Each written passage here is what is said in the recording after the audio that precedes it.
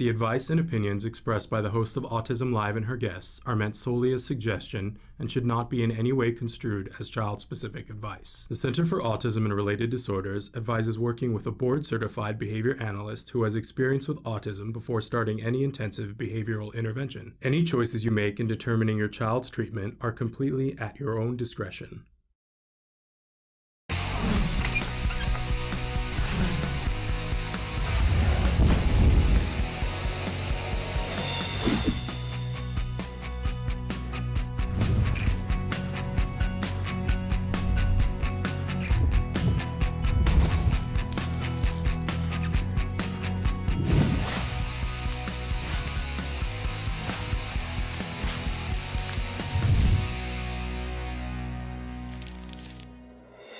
Start whenever you want, and I will roll the captions and stuff as you go. Okay. Good morning and welcome to Autism Live. I'm Shannon Penrod, and we are very excited about today's very special show. There's a couple of things that I want you to know as we start. This episode of Autism Live has been pre-recorded. The funny thing is that we pre-recorded because we did that in an effort to make our guest as comfortable as possible. You'll see that we ended up not needing to pre-record, but we didn't know that at the time. We're not even going to do jargon of the day today because this interview, I want you to see it in its entirety. We ended up making absolutely no edits. Before we get started though, we want you to know the show is still interactive. I think that our guests are going to be watching it live and will be able to answer questions as you guys pose them in the chats where you are. And I'm certainly going to be watching, and I can't wait to hear what you guys think of this interview. So right now, this show is airing live for the first time on YouTube, Facebook, and Twitter, in addition to all these other places that Traven has been showing you on the screen. And it will later podcast everywhere you get any place that you download your podcast. We are a free download. So I think that this is certainly one of the most interviews that we've ever done in 10 years of programming here on Autism Live. So what is it we're talking about today? We are talking about a new book that is just out recently in this month, called I Have Been Buried Under Years of Dust. It's written by Valerie Gilpier and Emily Groden. They are a mother-daughter team, and it is a book that everybody should read. This is, I'm sure, something that is going to be highly talked about. Emily is on the spectrum, identifies herself as being on the spectrum, and she is now 29 years old, but for most of her life, Emily was not able to communicate anything other than her most basic needs. And then just in the last few years, Emily had, I think, what a lot of parents long for, a massive breakthrough. And Emily, she's a writer. She's a writer and has written some beautiful things. When you get the book, which we hope you will get, it is available through Amazon and through all major booksellers. You will see that parts of the book, it's mom telling her story, and then Emily gets to tell her story. And then the end of the book is filled with some really beautiful poetry written by Emily, and it's absolutely amazing.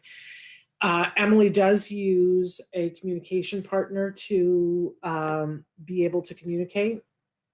And it's facilitated communication, which is considered in some circles very controversial. If you watch the show regularly, you know that Temple Grandin, even before this book came out in December, said that she totally believes that this is Emily communicating and that it's nobody else's thoughts. And you're going to see it here in just a minute. We are able to show you that we did record the interview because we thought there was going to be such a time span. Ultimately, we decided that it's the speed at which Emily communicates and that we think you'll find it luscious. I couldn't bear the thought of editing out as she was formulating her thoughts. It's too exciting to watch. So in any case, I want you to watch. I want you to ask questions. I think this is life-changing stuff here. So here we are. Here is our interview with Valerie, with Emily, and with Emily's communication partner. Take a look. Excited this morning to be bringing this very special interview. We have with us several different people. We have Valerie Gilpier and her daughter, Emily Groden. They're both with us. They are the authors of a new and fabulous book that is out this month that you're all going to want to get your hands on. We're going to ask Valerie, because I've messed up the title of this many times. Valerie, what is the title of the book? The title of the book is I Have Been Buried Under Years of Dust. And this is what it looks like. Wonderful. And it's, an amazing book. Back in December, Temple Grandin, before the book was ever out, endorsed the book on this show. So that's a pretty amazing thing. We also want to say that also with Emily is Stephanie Lewis, who is a communication partner for Emily, which is part of what this entire book is about. That I'm so grateful for this book, Valerie. I have to do a bunch of disclosures first. First of all, I have to say that I have met Valerie and Emily before. Valerie and I are part of a mom's group together at the Ed Asner Family Center. So I've had the pleasure of meeting her on a couple of different occasions. And I also have to give the disclaimer that the parent company for Autism-Live is the Center for Autism and Related Disorders, CARD, which is talked about frequently in the book. Because CARD was a place, Valerie, that Emily was treated for a while and ultimately was not. Is all of that true? Absolutely. Yes. There we go. So Emily I do have to give those disclaimers, lest people think that I'm not telling them the whole truth and nothing but the truth. Correct. But thrilled to be here on all of those counts. I think that just makes it that much more special to be with both of you. And in a nutshell, what is the book about, Valerie? The book is about our journey, really. It's a journey from the time that Emily was first diagnosed to the time of her breakthrough as a remarkable communicator via the written word. And, the background story and the struggles that we had are sort of the hanger on which we place Emily's story in terms of what she's able to do. I mean, it's the vehicle to really showcase her because her work deserves to be showcased. She was essentially nonverbal. She is still nonverbal or limited, what they call minimally speaking, for most of her life, all of her life. And then at 25 years of age, we had this extraordinary breakthrough. Which, as far as I'm concerned, couldn't have come at a better time. We were struggling hugely, as the book details, with all kinds of issues and potential issues, a lot of which, have later emerged as issues for the nonverbal community. I mean, I think the example of what happened to the young man at Costco is a pretty good example here in California, which many people know about, is a pretty good example of that. And there were a lot of fears involved, about her inability to communicate. And as she got older and bigger and stronger, got worse and worse. And it was a big issue. So that's really what it is. And then when she started to communicate via typing, what came out was extraordinary. And what we began to learn about her and about her background and about what she understood about her life up to that point and what she'd absorbed her entire life just came in floods, torrents of information. And it was remarkable. I mean, it really was, one of her doctors claimed it was a miracle. And honestly, it was. So I think that, we wanted to showcase her work, but I also think that, and I think that I really also wanted people to know that they shouldn't give up with their kids. I mean, there's not a point at which you say we're done.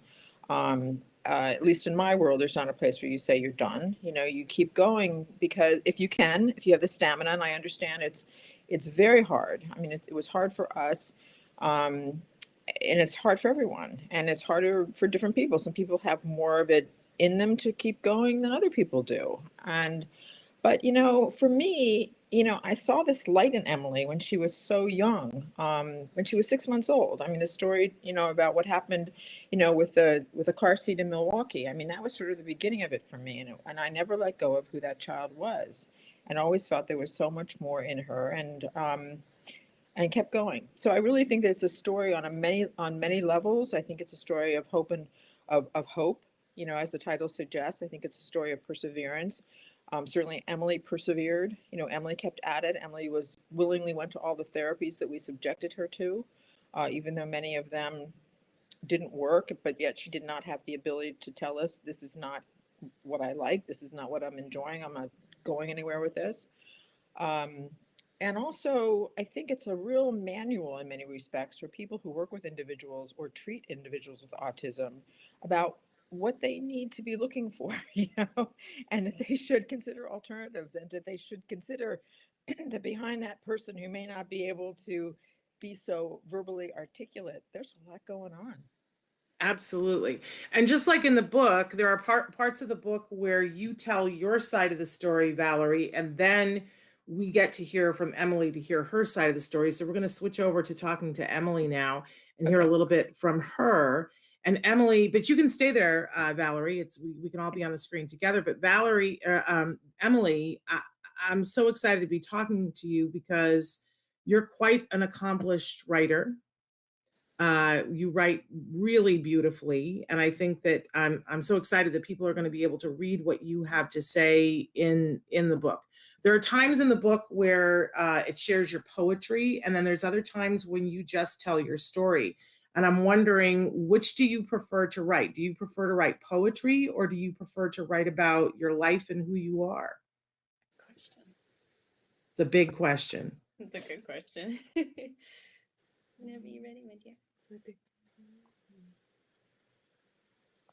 I think it's what I am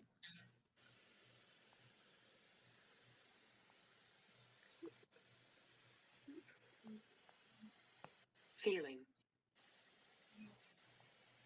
in the Beautiful job, lady. Keep going.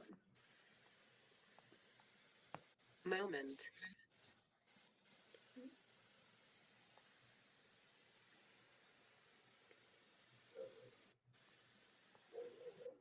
Lately,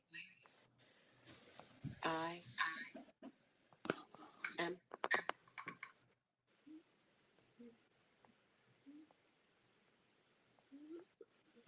learning. It's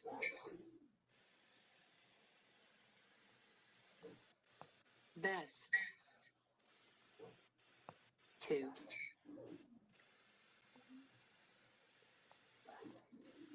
write what is in And it will read the whole sentence for you. I think it's what I am feeling in the moment. Lately, I am learning it's best to write what is in mind. Let me know if you need me to repeat any of that, you guys. Beautiful. Absolutely beautiful. But for our viewers at home, because they want to understand what's happening, and we're seeing Emily doing something, but we can't see quite what she's doing. And we see you holding on to her sweater.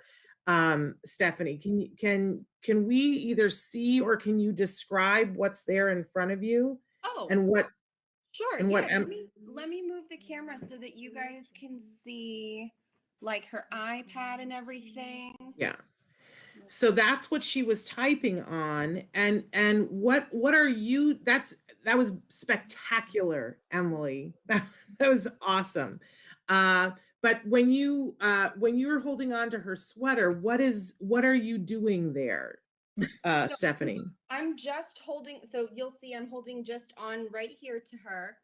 And it used to be that was kind of a cue to let her know, like, hey, it's your turn in the conversation. But now at this point, I wait for her to initiate before I go to give her the support. Okay, cool. Well, Emily, I just loved what you said, and my next question for you, having seen this in the book, is I'd like to know if there was any place in the world that you could go. Where would you like to go?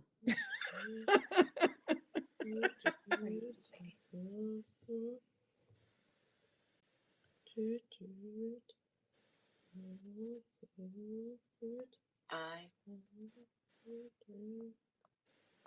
think I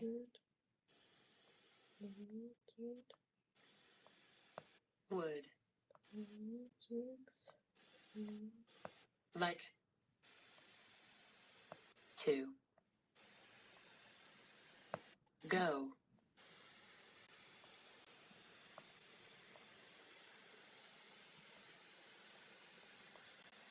Somewhere.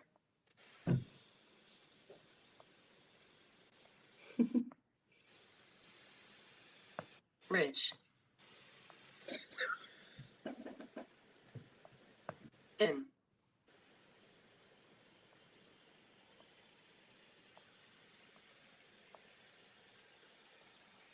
History.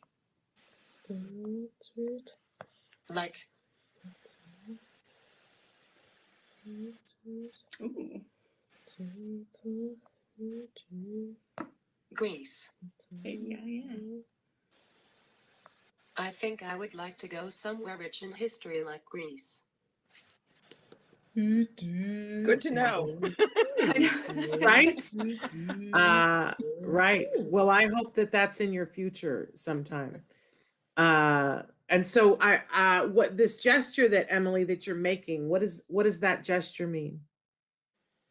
When, and I don't know if it's better for her to answer me or for one of you to answer. I see her making that gesture at the screen. I think she can answer, but it's just a sensory thing. Yeah. Oh, okay.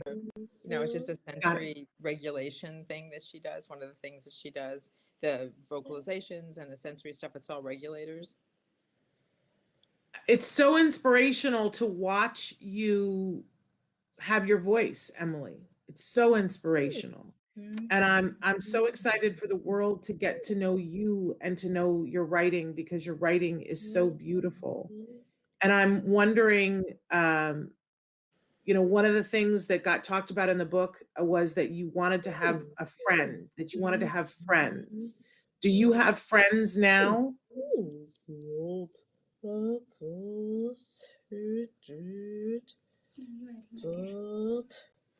I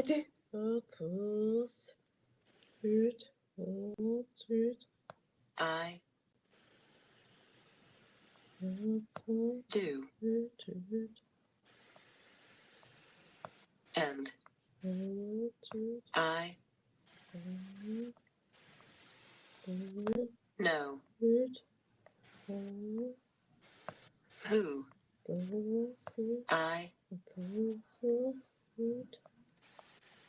want to Beautiful.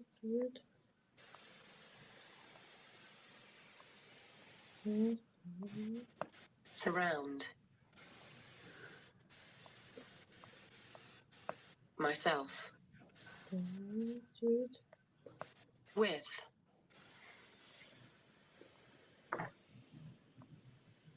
I do, and I know who I want to surround myself with too. That's a very mature attitude. How old are you now, Emily? How old are you? 25. You can type it if you want. But we heard her say it. There you go. 29. You're a very accomplished woman for 29. That's incredible. So, Emily, I know you have a lot of things that you got to do today, and I don't know how long we want to keep you, but I would love to know, for people who have children who do not yet communicate in the way that you do you have any advice for parents? What would you like parents who have small kids who are not vocally communicating, what would you like for them to know?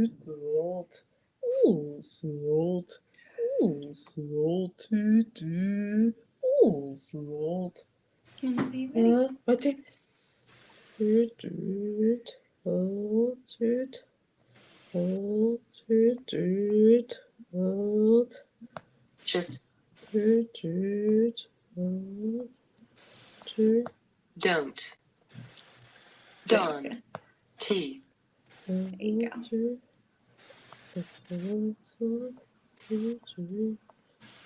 Get.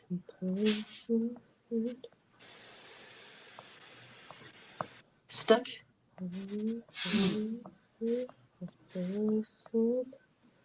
Thinking. That.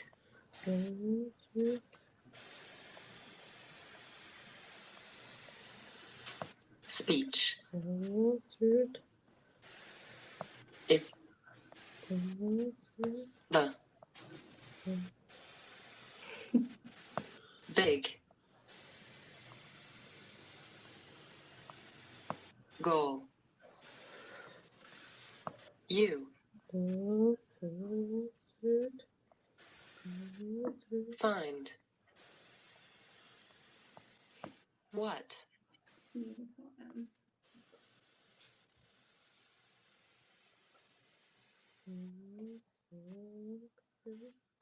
Works.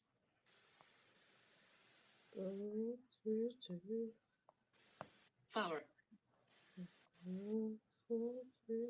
Just don't get stuck thinking that speech is the big goal. You find what works for you. Spectacular. Amen to that.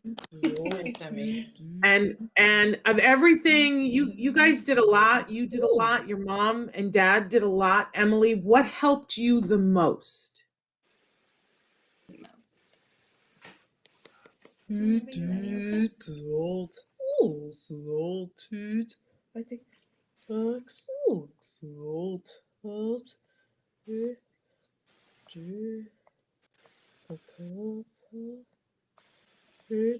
Honestly. When we went our own way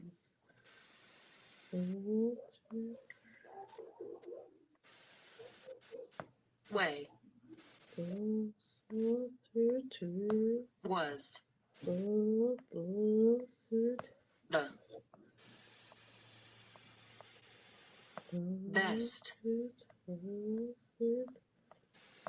thing.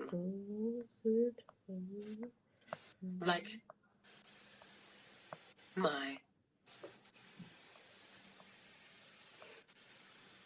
mom is to Ooh, look at that speed. thank for the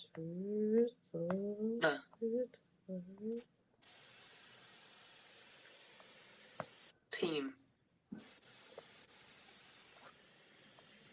and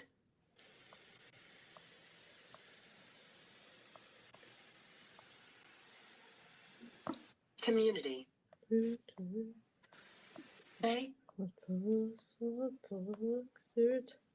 make me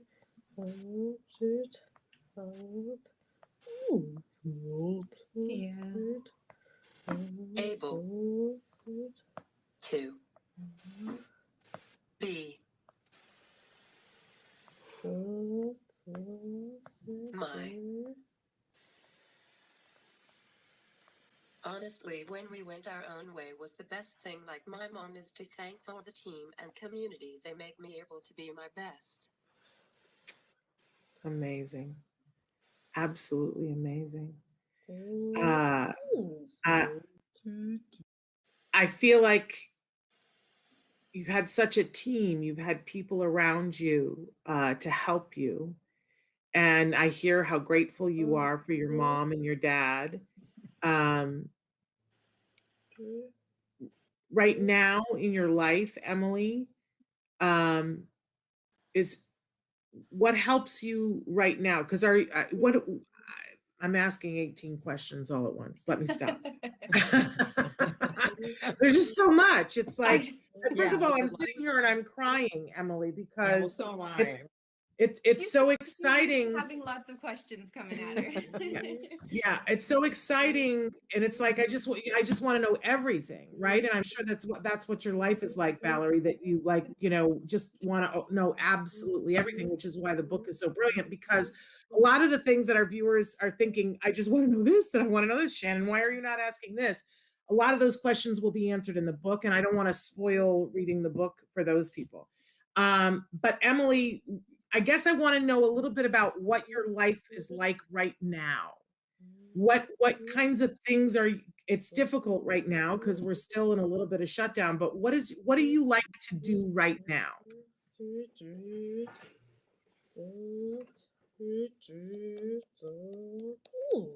Hang in there, Night. You're doing a great job. Whenever you're ready.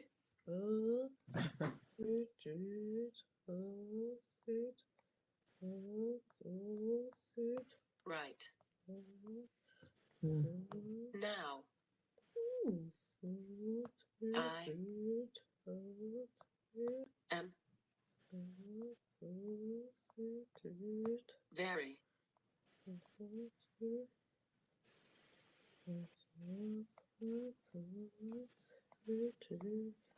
dedicated to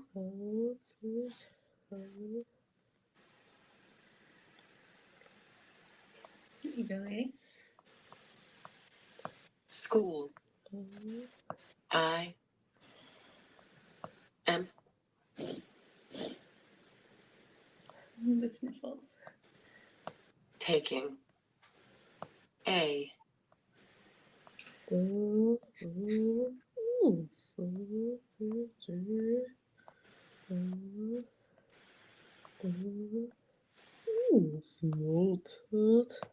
journalism class. I love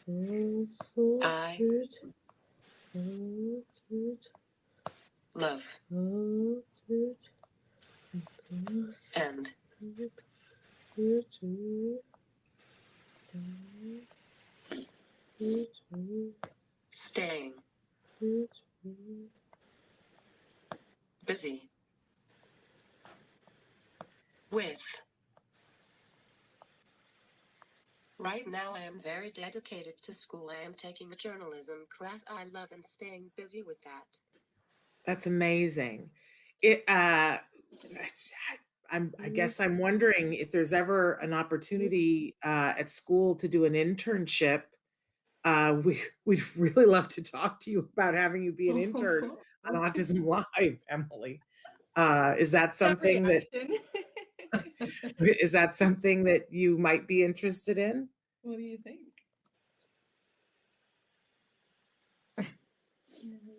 It's okay to say no.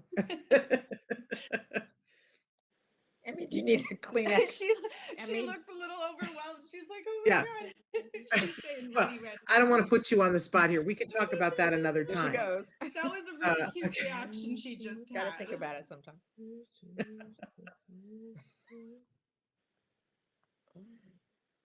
Would like to hear about. I would like to hear about it. Okay. That's the perfect politically correct answer, Mom. That is the right answer when someone asks you about an internship. Good job, Emily. All right. I know that you have things that you have to do, Emily, and I'm going to stay and talk to your mom. And you could stay if you want to, or if you have other things to do. What would you like to do? Would you like to stay and continue to be part of the conversation, or do you need to go? What do you think? Totally up to you.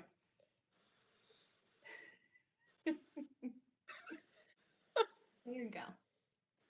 What do you think? She's weighing her options. Yeah. What do you think?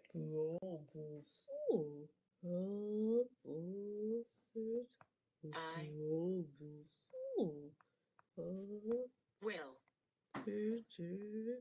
say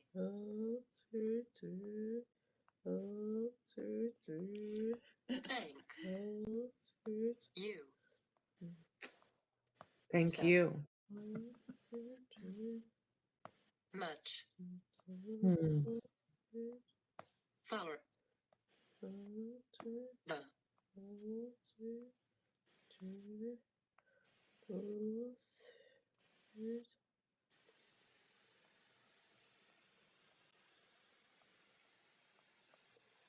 Opportunity. I will say thank you so much for the opportunity. Thank you so much. Uh, thank you so much. So she's going to stay, correct? That wasn't a super clear. I don't know. Maybe we'll stay for a couple minutes and Okay. listen, and then maybe we can hop off after a couple minutes. But I'll mute Okay. us so that ladies can chat. I, Sound good? I sort of love, we're hearing a little bit of Emily's vocalization, and it's such a beautiful, soothing cadence sound. I love what I'm hearing. Is this sort of, Valerie, is this sort of par for the course? This is what it's This like is our being with Emily. This is our background noise. It's kind of beautiful. Yeah. Well, yeah, one of her doctors once said that it had a real sing-song kind of beat to it. She's a musician, and she said, I could almost play a tune to it. Yeah. Yeah. Yeah. It's pretty much endless though. So, sometimes it's yes, it is very melodic. Yes. Yes. Our producer has said that it's very melodic. Yes. And there is like a soothing aspect. I think in one of the places in the book you described it as like a bird cooing. And that's kind of what it feels like for me. It's beautiful. Emily, do you also sing?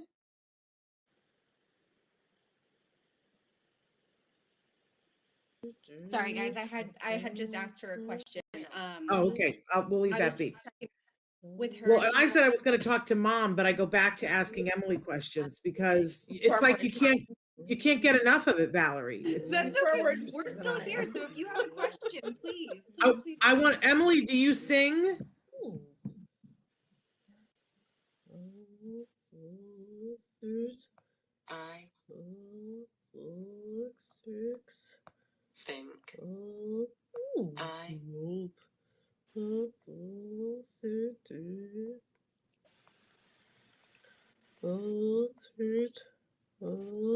think I surprised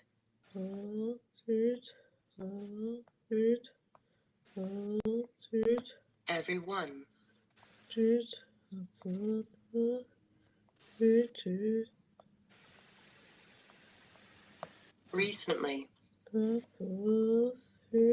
I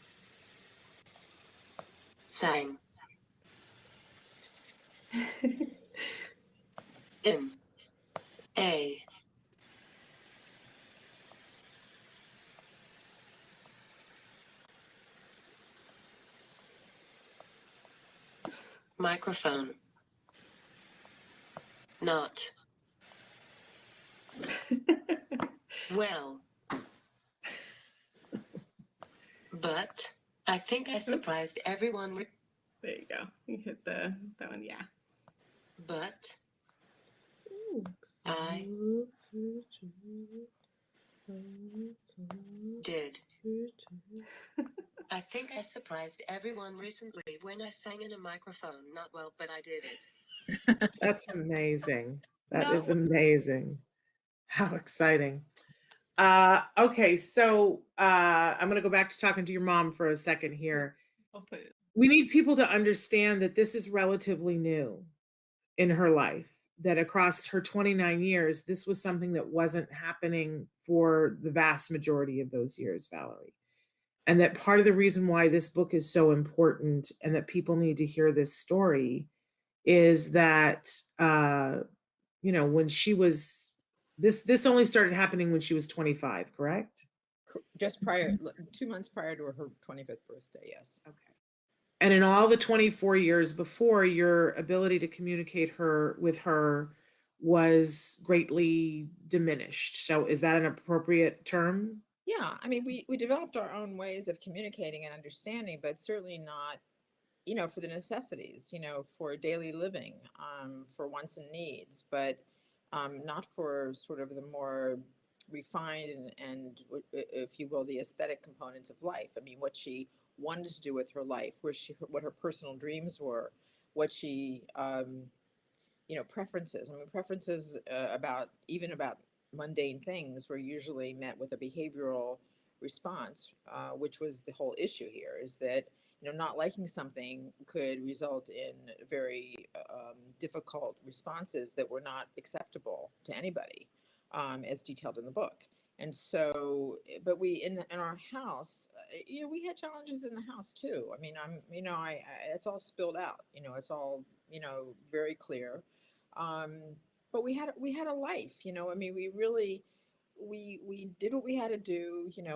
We're committed to her. We got by. We fulfilled basic needs and many other needs, but there was just so much, that complexity, the understanding of what she, her perception of the world, which is so amazing. All this stuff that I didn't know she was taking. I mean, I knew she was taking things in, but I didn't know the degree to which she was taking things in, or what her take was on everything. Even school. Right. I mean, with school, we had her mostly fully included. I mean, she was a fully included student, but the methods that they had to test what she knew were very limited. So it got better, and actually, interestingly, it got better in high school. But in elementary school, they were using sort of alternative forms, yes, no, short things, and never subjecting her to any standardized tests. And then when she goes over and she takes a test for entrance at Santa Monica College, she just like nails it. And it's like, she was taking all that in. It just, there was no measure of it. And that was the problem. It was those metrics, that inability to actually, put her into a box and say, yes, she could do this. So the assumption, what happens is that there's nothing there. The assumption becomes there's nothing there because the school district doesn't know how to measure it. Yeah. They don't know how to measure it. And so, Well, and I so think even worse, and not to interrupt you, but I think even worse is that the world doesn't get to hear, she's taking that information in, but we don't get to hear how it gets filtered through her exactly. opinion of it, how she views it, Well, how exactly. she's, and here's the thing is that I think anybody reading the book and reading what she says and her poetry will feel richer for having read it. And for the world to have been cheated of that, not even just Emily. I mean, let's talk about how much Emily would have been cheated of the joy of being able to communicate what she wanted to cheat, but it also was cheating all of us from knowing what Emily's viewpoint is on anything. And it begs the question, how many more individuals in the world right now have this rich inner life that we haven't been able to discover? And I know that there are a lot of parents, even in the last week, Valerie, I was talking to a mom of a daughter who's younger and does not yet have the ability to communicate on any level, truly. And the mom is, was saying, I want some hope. I want some hope. And I was thrilled to tell her, obviously, there are a couple of other stories like this that are very much in the public eye. People that later on was revealed that they had a method of communicating, and that there was a full, rich opinion and life and inner life that was going on that was quite brilliant. But I was thrilled to tell her about your book, that it's coming out, and she was so excited. It gave her hope to know that this was a possibility. So I appreciate that you guys are telling your story. You even talk about in the book being a little bit concerned about being out there, that when this happened, and I don't want to give away big things in the book because I want people to get it. And we should say it's available on Amazon and all major booksellers. At the time that we're doing this interview, it's about to be available. By the time you guys see this, it's available now. You should get it. As I said, Temple Grandin endorsed it and talked about how clear it is that this truly is Emily communicating. And she was saying there's a lot of criticism out there saying that sometimes these books aren't actually written by, and these things that people say are written by individuals on the spectrum aren't. But Temple said she was convinced, and we've just seen it. If there's anybody who can't see that that's Emily communicating, I don't know what to do for them. But for you, you were poised in this place. You have this beautiful gift. You find out at almost 25 years old that your daughter can communicate in this way. But I imagine that it was a little bit of a decision to decide to go public with this, because you know it's going to create a firestorm of people having opinions about this. What made you push through that, Valerie, and decide we've got to tell the story? Well, because the haters are going to hate. There's going to be people that take their position no matter what. And that should not silence a beautiful voice. It just shouldn't. And this story is an important one for many, many people. And I thought it needed to be told. And I thought Emily is such a great representation because, she really does defy the allegations, the challenges people have to FC that it's not legitimate. I mean, you saw it. This is such a perfect example. There's no hand over hand here, and there never was. All the things that the people are criticizing. Nobody really knows why. Why this works necessarily, but that's not. Who cares? The fact is that Yeah. it does work, and it works for so many people. So the story had to be told. Let the people hate who hate. And Emily said something very funny. I said to her, "Well, how are you going to feel if people have come out with negative comments?" And she said, "Well, I don't know them, so I really don't care." And isn't that the way to look at it? Yeah, it's like hate, because I think that for every person that hates, there's going to be 10 people that are going to go, "Oh my God, this is amazing. And we're so glad to know about this. And yes, if this can help my child or help me with another child, or maybe even convince Asha that they should not have the position that they have, then great, then we've done our work." I just think there's so much here. I mean, in my opinion, this book, like I said at the beginning of our discussion, is that I think there's something there for everybody, from therapists to educators to physicians to the general public. And in fact, this has really been very applauded by people who work with Emily, because there were behaviorists in school who work with Emily who now know what she's doing, and they're just beyond thrilled. And this really does run counter to what BCBA even. Behaviorists don't really accept this as a methodology. In fact, when we were trying to engage some behaviorists at an agency that was providing some social interaction opportunities for her, they said, "We can't do this because our license will be suspended or taken away if we work with Emily doing any kind of facilitated communication." So lose That it. makes me a little crazy. So That lose makes me it. a little crazy. Let's Yeah, serve the person, not ourselves. I mean, this is the whole yeah. thing. I mean, there's just so many people out there that need to communicate, and they should be communicating. And communication is the key. I mean, I love the dedication that Emily wrote. It's such a beautiful Yeah. dedication that I hope everybody will look at, because, it's it truly is that we need to get people talking. We need to get people communicating. I mean, this has changed her world. This changed her world. I mean, Emily has taken 7 courses college courses in lockdown and gotten A's in all of them. She has developed friendships. She is in a journalism class doing phenomenally well. That will probably now be her career. And none of this would have happened. None of this would have happened without this ability. So I say go for it. If people hate, let them hate. But for all those people that it's successful for, it changes their life. There we go. For people who haven't read the book yet, what are you calling this method of communication? For her, it's a form of AAC, augmentative alternative communication, but this is facilitated communication. She has a facilitator. I mean, there's a whole lot of other methods that are used out there. People use letter boards where somebody scribes for them, so they type on a letter board, and then. But this is everything Emily has ever written is maintained in written form, which is to me a really preferred method than having somebody scribe, because they don't have a record of what she wrote. So that's a big difference, I think. But there's also other methods too.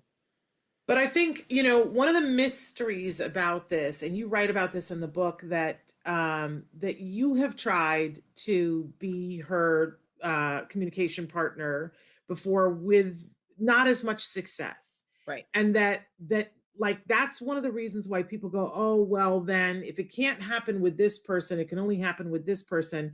But I love your description and Emily's description in the book of why it's harder if you're doing it with your parents. I just sat here and watched her communicate, and I had all these emotions going on. You know, I started to cry as she was starting to write. I started to fill in blanks as she was starting to write of what I thought she was saying, and then it ended up being something else. I can't imagine what it's like for you, Valerie, the emotion that you must feel when she's writing. And Emily has said in the book that it like gets in the way of her communicating because she's picking up on your emotion. Is that Right. accurate?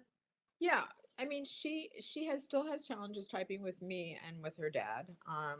You know, with everybody else. I mean, we have people who walked in here and who've been in with her for, you know, two weeks, and they've been able to type with her. I mean, so I mean, she's typed with us. You know, we talk about the screenwriter that she typed with, Nick, and she typed with. I mean, she's probably typed with 10 to 15 different people, but the resistance is with us, and I think it is that emotional connection. And typically what happens is that I see her work after she's typed it. I mean, these incredible poems that just, you know, roll off her fingers, and the work that she does. And I mean, she, you know, the essay she writes. I mean, she just wrote a beautiful piece on climate change for her journalism class, a research paper. Um, you know, I mean, there's just, yeah, I mean, it's become endless. I mean, initially it was like, what was going on? We were like, you know, so flabbergasted it was what was happening at the beginning. Now we're kind of like still impressed, but it's kind of like, okay, what's she gonna write today? But Yeah. everybody's. I think Hey, you Emily wants guys, to say, I think if it's okay with you ladies, I think we're gonna hop off. Is that cool? sure. That's so cool. Emily, All thank right. you so much. It was lovely to get to sit and continue to watch you guys work. Please consider the internship. Please give me a thumbs up. We'll talk. All right, ladies. Our people will call your people. Bye, Emily. Thank you so Bye, much. guys. Bye-bye. What a lovely young woman she is, Valerie. Thank What a you. lovely young woman she is. Okay, so I'll be honest with you. When we said that we wanted to pre-tape this because we weren't 100% sure about how it was going to go and how much time it was going to Yes. take, and we, you know, the idea was that we would, you know, we thought, because we've had folks on before who use AAC devices, and we thought we would need to edit down because it takes more time. I don't want to edit anything out of this because I love seeing the time that it takes. What it reminded me is that we all need to slow down a little bit. I don't know what it's like for you guys when I would think it's so worth it but that you're willing to slow down. But is it hard sometimes? Is it like, do you sometimes get impatient and want to know the whole thought right now? Well, let me say this. I think the interesting thing about Emily, which I think really speaks to this incredible intelligence that she has, is that if you noticed, she was processing the question before she responded. Yes. How many of us do not process the question before we speak verbally? And I think that's, you know, when Emily responds, she's giving you a really good answer. You know, she's thought about it. I think her brain is going pretty quickly because she has to take the information in, think about what she's going to say about it, and then output it. The process, the slow processes might be the typing because she's doing it with like one finger, but her brain is actually thinking, I think, relatively quickly. And I do love the fact that she thinks about something before she answers because most of us do not. Yeah. Oh, please. Guilty And as charged. yeah.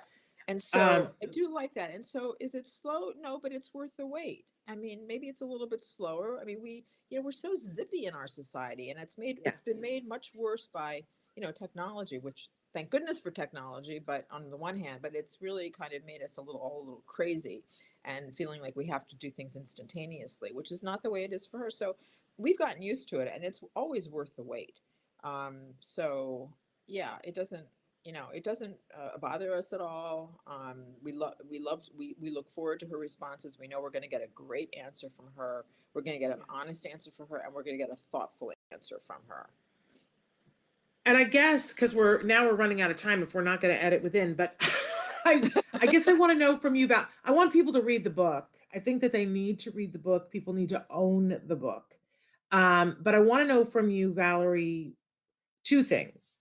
How is your life different today than you thought it was going to be when she was 22? Oh, wow. I haven't been asked that question. I don't know. I think that in many respects, um, my life in terms of my personal situation with her and with my husband, I don't know that it's changed that much in terms of physical aspects of it. At 22, she was living someplace else. I mean, she was living elsewhere. And because of what's detailed in the book, she had to come home. I think that one thing I will say is that this whole process has made us closer than she was when she was 22 because I know so much more about her than I did when she was 22. So, but in terms of my level of commitment to her, it's still there. I mean, still the same level of commitment. Um, she's still living with us, partially because of the pandemic situation, and partially because now, we have a whole new consideration of how she could live and the environment that she would be able to really thrive in, Yeah. which is a whole other situation. We now know that we're getting closer to defining the best way for her to live, apart from us. Yeah. When if she wants to do that. So far, she's expressed very little interest in living any place but with us, which is fine. But yeah, I mean, I think that I don't know that things have changed that much. It's just that I know my daughter better, and I'm having a whole lot of more fun with her than I had before because she's lightened up. She's so much more confident, and she's so much happier. I mean, what she didn't share with you is we have a whole routine. I mean, she hikes every day with a friend of hers. She goes off with a friend. She has dinner with friends. She has an exercise routine that we do every single morning. We cook together, we bake together. I mean, there's a lot of stuff that goes on that makes her life so incredibly full and complete living with us. So, and that's all changed.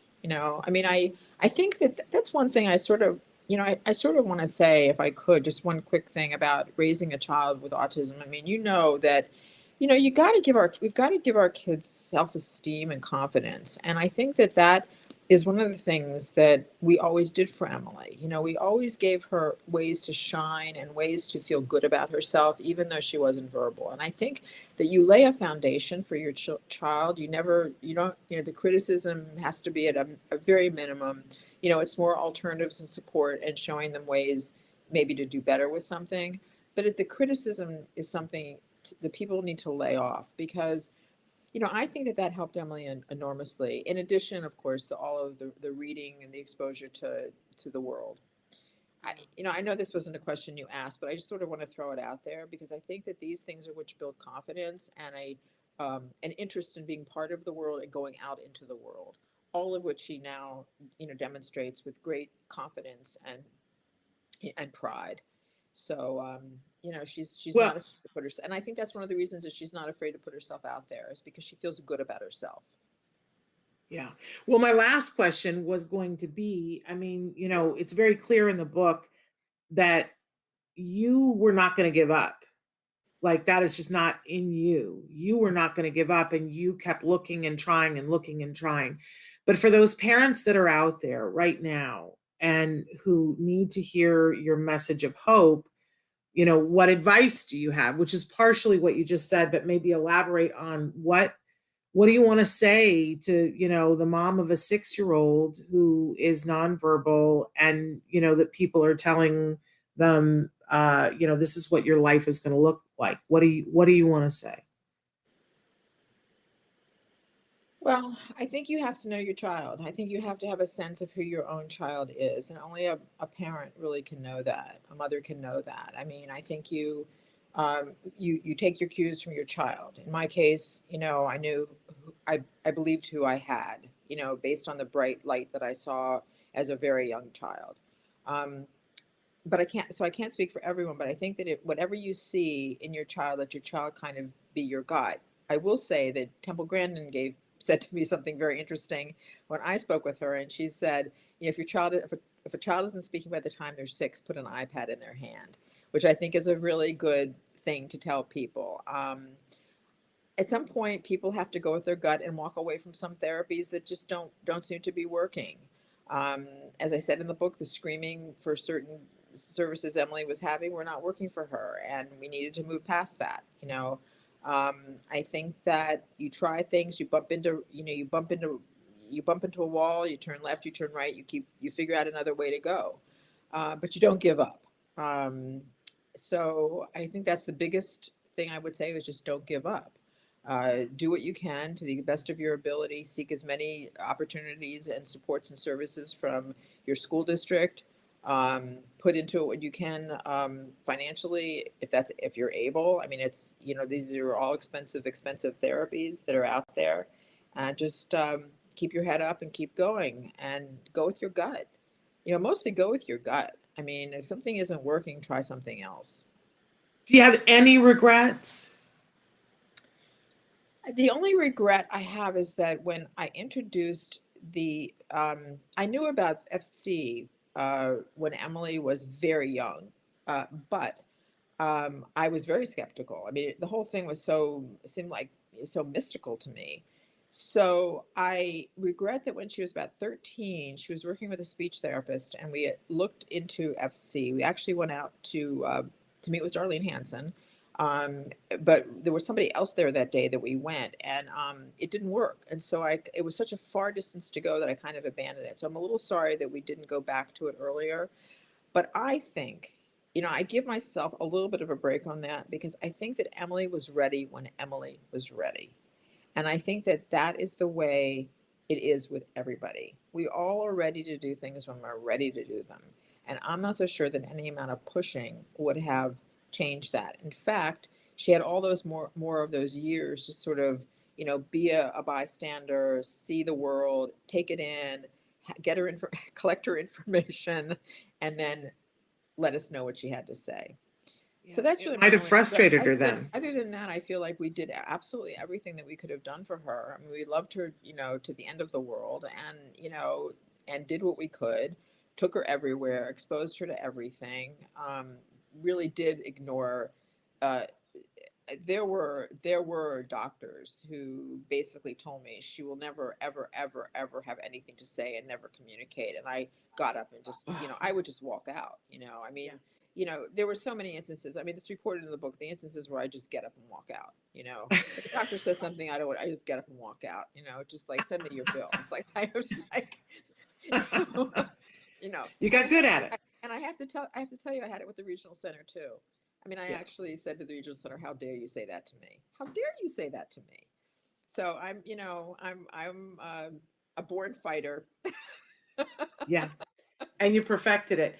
And we're out of time, but I really, again, want to encourage people, get the book. Can you hold it up again for them to see so they recognize the cover? Yes. There it is. I have been buried under years of dust, and we'll let them figure out whose voice that is. Whether that's yours or Emily's. We'll let them figure that out. They got to get the book to do it. It's available on Amazon and through all major booksellers, and it is available now. So you guys should get the book. It is the perfect, spring break read, and a perfect book to get as a gift to give to somebody that is struggling and that wants to get hope. And I also want to say that in it, you talk about very distinctly about autism and about some very different points of view about autism, and whether it should be called a psychological disorder, that you think that it should not be called a psychological disorder, and have some really interesting viewpoints after talking to a lot of doctors about what might be the core of autism. I think I'm going to leave that as a surprise for people. That they should get the book and read what you have to say about it, because I think it's a very interesting take on things. Any parting comment that you want to give for people about why they should get this book? Well, All I can say is that I really hope that you will get the book and read the book and that it will change your life or change the life of somebody that you love or somebody that you work with. I And think that it will. Have you can you turn to page 201 on the book? Would you be willing to, as we leave, read there's a comment that Emily makes about what she wants people to know about folks on the autism spectrum. Do you see it on page 201? something I need you to hear is this. Yes. I am autistic, not brain dead. Please never again underestimate people like me. We make noises and do peculiar things with our bodies. That is undeniable. However, our greatest affliction is that the world sees us as incapable of anything else. Make me proud to be part of this world by helping me eradicate the misconceptions. Please know that I am thankful for each one of you and that you have taken the time to hear my words. So what's interesting about this, if I may, Yeah. is that Emily, these were some of the first words that Emily ever wrote. These words were written and then posted on Facebook right before Thanksgiving of 2016, and she had only been typing since August 6th. So these were really early words. And so powerful. So powerful. Words to change the world. There we go. Valerie, thank you for your bravery in telling this story. Thank you for being such an amazing mom. And thank you for sharing Emily with us. Please give her our love. And thank you for being here with us today. Thank you, Shannon. I really appreciate this opportunity.